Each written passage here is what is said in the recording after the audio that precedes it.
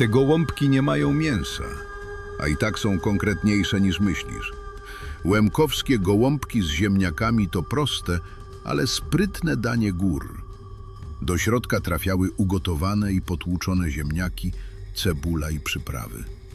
Całość zawijano w liście kapusty i długo duszono, aż wszystko nabierało głębokiego smaku.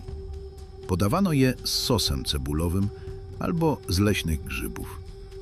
Nie było mięsa.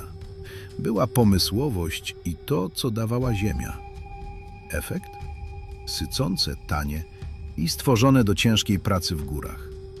Bo najlepsze jedzenie rodzi się z potrzeby, nie z luksusu.